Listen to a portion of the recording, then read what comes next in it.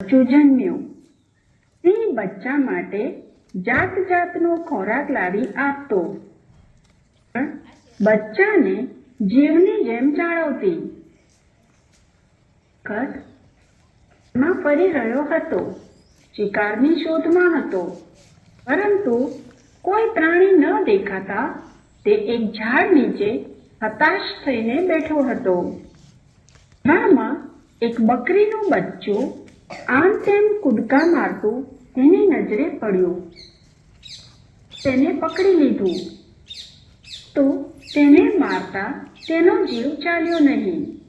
તેને દયા આવી. થયું કે જો બચ્ચું મને વાલું છે તેમ સૌને પોતાનું બચ્ચું વાલું હોય. અને સિંહણ પાસે લઈ જાઉં, તે મારા બચ્ચા સાથે રમશે અને મોટું થશે. બકરીના બચ્ચાને સિંહણ પાસે લઈ ગયો, પણ લવારું જોઈને નવાઈ પામી.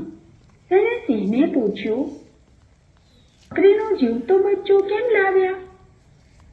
આપણો શિકાર નથી? મેં કહ્યું, મને કુદરતી રીતે તેના ઉપર હેત ઉપજ્યું, એટલે તેને મારી ન શક્યો. બોલી, તો હું પણ તેને નહીં મારું. ભલે તે આપણે ત્યાં રહે, તે પણ દૂધ પીતું બાળ છે, એટલે આપણા બચ્ચા જોડે મોટું થશે. બકરીનું બચ્ચું સિંહના બચ્ચા સાથે ઉછળવા લાગ્યું. બંને બચ્ચા સાથે દૂધ પીએ, સાથે રમે અને આનંદ કરે. તેમને રમતા જોઈ સિંહ અને સિંહણ ખુશ થાય. બકરીનું બચ્ચું પણ તેની હૂંફ મળતા ખુશખુશાલ હતું. સમય રેલાની જેમ વહેવા લાગ્યો. બકરીનું બચ્ચું તો સિંહણનું દૂધ પીને ખૂબ હૃષ્ટપુષ્ટ થઈ ગયું હતું. હવે તે કદાવર બકરો બની ગયું હતું.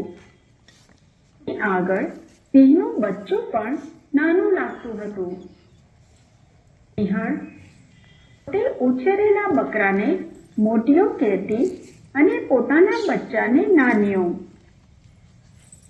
સિંહણનું બચ્ચું બકરીના બચ્ચાને મોટાભાઈ તરીકે માન આપતું હતું. આગળ શું થશે? એક વખત નાનીઓ અને મોટીઓ રમત રમતમાં એવી જગ્યાએ પહોંચી ગયા જ્યાં ઘણા હાથી હતા. હાથીઓને જોઈને સિંહનું બચ્ચું જન્મોની બની ગયું. ઓળખતું હાથી સામે જવા લાગ્યું. બકરો કહેવા લાગ્યો, અરે મૂર્ખ, તું વળી બળિયા સાથે બાથ પીળવા ક્યાં તૈયાર થયો? હાથીઓ તો મોટા મોટા વૃક્ષોને ઉખેડી નાખે તેવા હોય છે, તેની આગળ આપણું શું ગજું? માટે ઓ નાન્યા, પાછો ફર. સિંહનું બચ્ચું બકરાનું મોટાભાઈ તરીકે આદર રાખતું હતું, તેથી તેણે આજ્ઞાનો અનાદર કર્યો નહીં. તે પાછું ફર્યું. બંને ઘરે આવ્યા. તેણે કહ્યું, તમે અત્યાર સુધી ક્યાં હતા? ત્યારની હું તમારી રાહ જોતી હતી. મોઢિયો બોલ્યો, માં, રમતમાં અમે જરા દૂર નીકળી ગયા હતા. તો સારું થયું કે મને સારી બુદ્ધિ સૂજી, નહીતર આજે તો મારા ભાઈનો ભૂક્કો પૂરી જવાનો હતો. સાંભળી સિંહણ ચોંકી ગઈ. બકરાને પૂછ્યું, બેટા, કઈ ચોખવટથી વાત કર. ક્યાં ફસાઈ ગયા હતા તમે?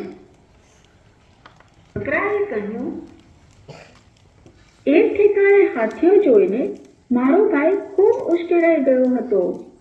તે હાથીને મારવા માટે સામે ધસી જતો હતો, પણ મેં તેને રોક્યો. મારી વાત માની ગયો, નહીતર હાથીઓએ તેને મારી નાખ્યો હોત. માં, મેં સારું કર્યું ને? મેં કહ્યું, બેટા, તું બધી બાબતોમાં હોશિયાર છે, પણ તારી અને અમારી જાત જુદી છે. ડાયો થઈને તારા બકરાના ટોળામાં ચાલ્યો જા. આજે મારા બેટાએ મોટાભાઈ તરીકે તારી આજ્ઞા પાળી છે. હવે તે મોટો થયો છે, ખરો સિંહ બન્યો છે. કોઈ દિવસ તને અને હાથીને પણ સપાટામાં લઈ પૂરા કરી નાખશે.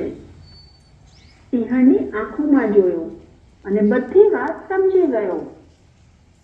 એક દિવસે વહેલી સવારે તે ત્યાંથી જતો રહ્યો.